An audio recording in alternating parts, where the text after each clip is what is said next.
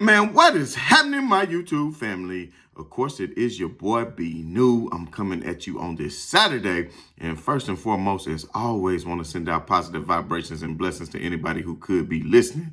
Now, with all that being said, we all know that the Los Angeles Lakers continued their quest for not only the play-in tournament, but the playoffs, and not only the playoffs, but the Western Conference Championship, but not only the West Conference Championship, but the finals.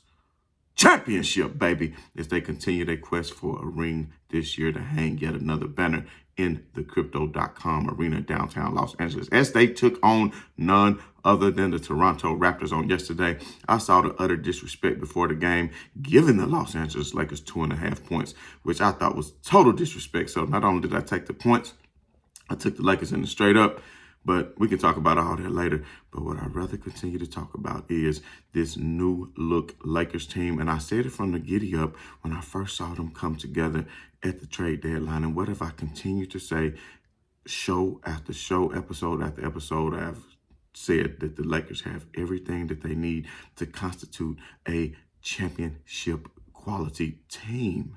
And I'll go over that in just a minute again. But as you could really see, they had all of that on yesterday because Anthony Davis only had eight points. He did have 9 rebounds, 3 assists, couple steals, 3 or 4 blocks. But at the end of the day, 8 points, but he only took 7 shots. He was 4 out of 7. And of course, Siakam, did a great job coming over to help Pirtle, whether it was Anunoby or Siakam, denying Anthony Davis, fronting him in the post, not allowing him to get the ball. Whether they were just, as soon as he get the ball, trapping from the weak side on every time, knowing who to leave open.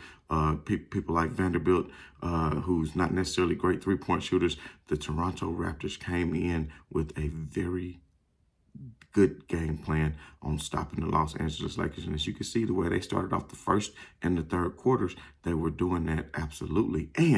But you saw in the second quarter and, of course, the fourth quarter, as the bench players were inserted in and they didn't have a Anthony Davis to trap and they had to worry about playing more of a one-on-one basketball game, you could clearly see that the Los Angeles Lakers had the advantage in those situations because as far as one-on-one talent, they are probably, to me, the deepest team in the league. Everybody talking about the Phoenix Suns. Kevin Durant came over. That's well and good, but where is their bench? In the playoffs, baby, you got to go 8 or 9 deep solid to be able to compete and win a championship in the NBA. I've been saying that for the past 25 years. So unless you have a bench, you name me one championship team who didn't have a quality bench player or players to come in and to help the starters out. I don't care if you're talking about a microwave Vinny Johnson. I don't care who you're talking about, even if you're talking about, some of those early 2000 Lakers teams that had great bench players as well. But at the end of the day, the Los Angeles Lakers prevailed over the Toronto Raptors, with score 122-112. Troy Brown Jr., he didn't get much playing time. Like I said, the starters, they were all negative. The whole starting lineup besides D'Angelo Russell had a negative plus-minus on the floor. Let's talk about D'Angelo Russell. And I loved what D'Angelo Russell said after the game when they were interviewing him. He said, they better be glad. And when he's talking about they, he mean the rest of the league better be glad that my ankle was hurt, because D'Angelo Russell has turned himself into a special talent. And he's been playing with the likes of Karl-Anthony Towns. But Karl-Anthony Towns is not an Anthony Davis. And that's no disrespect to Karl-Anthony Towns.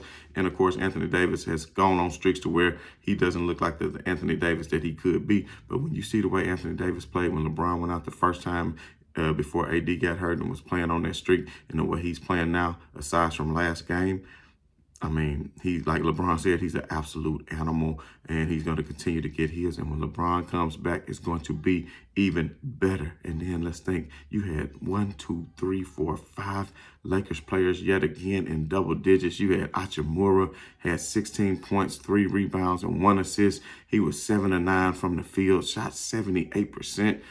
He was, 50% from 3. He made 1 out of 2 from 3, was a plus 21 on the floor. Austin Reeves, you can't say enough about Austin Reeves. 18 points, 2 rebounds, 5 assists. He was 6 out of 10, 60%, 0 for 2 from 3, but a plus 26 from the floor. And Hachimura and Austin Reeves, to me, need quality minutes. And when you talk about these are players that's coming off your bench, although I keep saying, just like I said in last episode, that I believe Austin Reeves should get the starting nod over Malik Beasley. Beasley hasn't been having a past few games. He's gone on a little bit of a cold streak. You don't want to take away from his confidence, and you can kind of see it in his face at times because he can see how the crowd goes crazy. As soon as Austin Reeves came into the game and he went to the bench, the crowd started cheering on the first substitution, and I don't know if that played into his mind or what, and it shouldn't, because you're always going to have your fan favorites, and as you perform better, the crowd loves you more. So that means, like Snoop used to say, you better step your game up.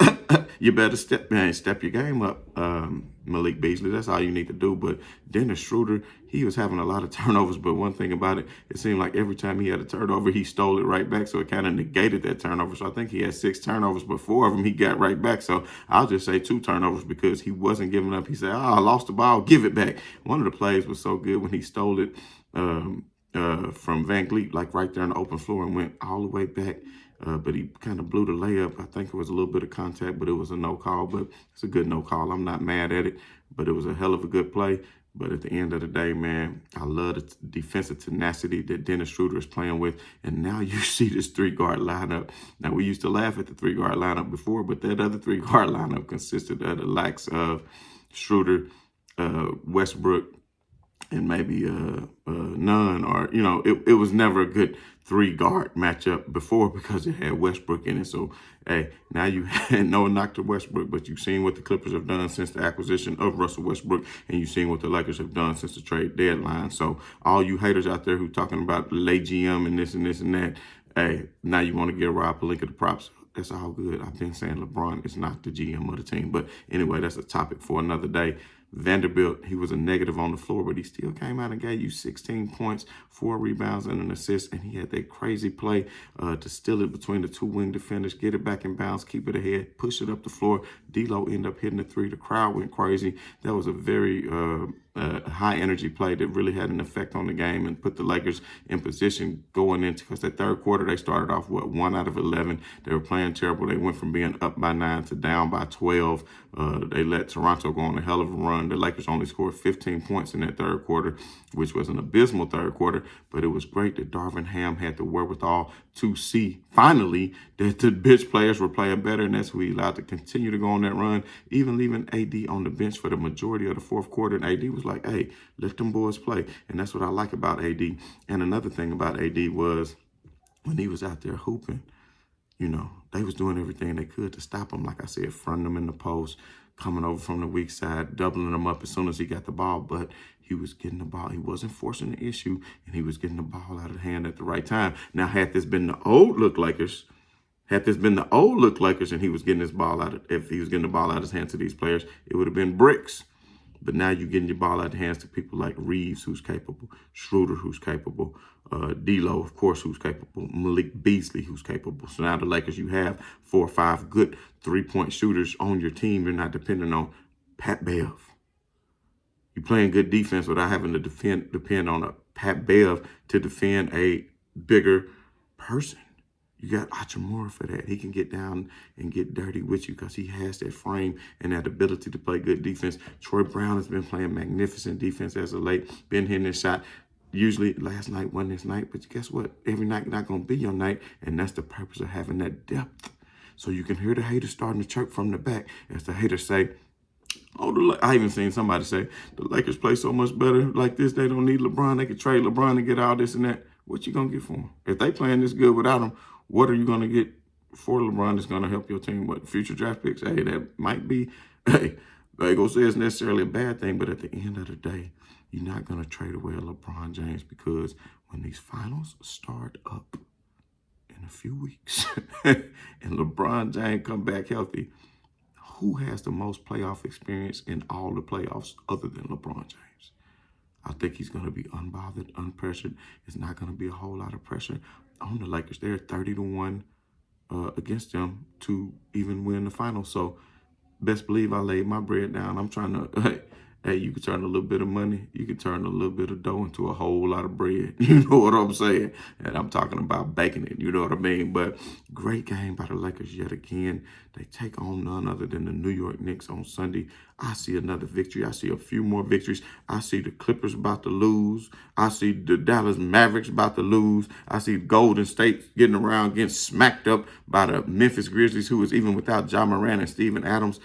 really, that is the only squad that I see who will pose a threat to the Lakers is the Memphis Grizzlies once they get fully healthy with Ja Morant and Steven Adams, even though they lost Clark for the season. But you saw the grit and grind. Draymond had a lot to chirp about the other day, saying this and that, 4 rings. He keeps saying 4 rings, this and that. But if you look at this Grizzlies with this Golden State rivalry as of right now, then the Grizzlies, since, Ja Morant's entered the league and they began this rivalry, they've won more games than Golden State head to head. And let's not forget, they put Golden State out of the play-in.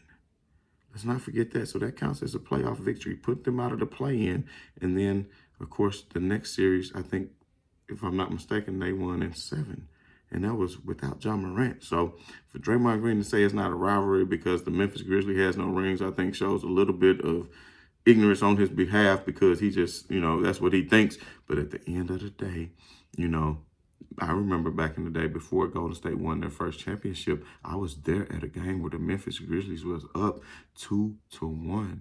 And Tony Allen ended up pulling his hamstring. And as a result, and people say Tony Allen was the Dillon Brooks of back then, except a little bit more grimier on defense. But I've been telling people before Dillon, I told people, go back, look at one of my videos. I'm going to have to pull it up from, this was for some few seasons ago when I said Dillon Brooks, and I joked around. I said Dillon Brooks is the light-skinned Tony Allen because he gritty and he grimy. And that's what he do. But it is what it is. But, that's something we'll talk about. I love when the playoffs get started up. We ain't even talk about the Eastern Conference. We saw 76ers help out the Lakers on yesterday by coming back. I made money on that as well because I saw how much they was down. I said, give me Philly plus the points. I knew they'd come back at home, which they did. And, man, that shot by Joel Embiid to win the game was something crazy, man. Get that man the MVP. I know everybody say give it to Jokic 3 years in a row. And you could very well give it to Jokic. I'm not a hater. He could get it, and I could care less. But at the end of the day, you saw this happen even in the 90s and to LeBron. If that's the case, you could have gave it to LeBron about 10 years in a row. You could have gave it to Kobe 5 years, 6 years in a row. You could have gave it to Jordan 10 years in a row. But you didn't, because it's called voters' fatigue. Hate it or love it, that's what it's called. They get tired of voting for the same person every day. They look for new ways to put a spin on it, to give it to somebody who's maybe just as deserving, but maybe not more. But at the end of the day, it's like, hey, it's like they neck and neck anyway, But I'm telling you what, who even gives a damn? Because when the Los Angeles Lakers put this all together, LeBron James come back healthy. Then you talking about Mo Bamba. Mo Bamba going to be a valuable asset in the future, too. He was hitting threes and spreading the floor as a big man. Then the Lakers, unfortunately, he has a high ankle sprain. So when he comes back to the fold, at least he knows the system. He's there for practices. He knows what's going on. He was already inserted into a couple of games to where he was actually vital to some of those Lakers victories. So now we can see, even without LeBron James, this Lakers squad continue. And this is the best the Lakers have played without LeBron James in a really long time, because they haven't had a roster that constituted what you call a championship team. And I keep saying that. Now you got an Anthony Davis that's a rim protector, a Vanderbilt that's so grimy, a Malik Beasley who can shoot threes, a Austin Reeves who can shoot threes, D'Angelo Russell who can shoot threes. You got 3 ball handlers in that, Austin Reeves, D'Angelo Russell, and Dennis Schröder. And then not only that, in that small forward position, you could put either a LeBron James. And let's not forget, you still got Lonnie Walker, who won't even see any time probably in the playoffs. He keeps saying he itching to get to it, but he may not even get in the rotation once LeBron James comes back, because you got players like, and you know what, I wouldn't mind seeing Lonnie Walker come in sometimes over Malik Beasley, but it is what it is. But at the end of the day, man, this has been your boy B New. I just want to say right on to the real, and much love to these haters. I'm out.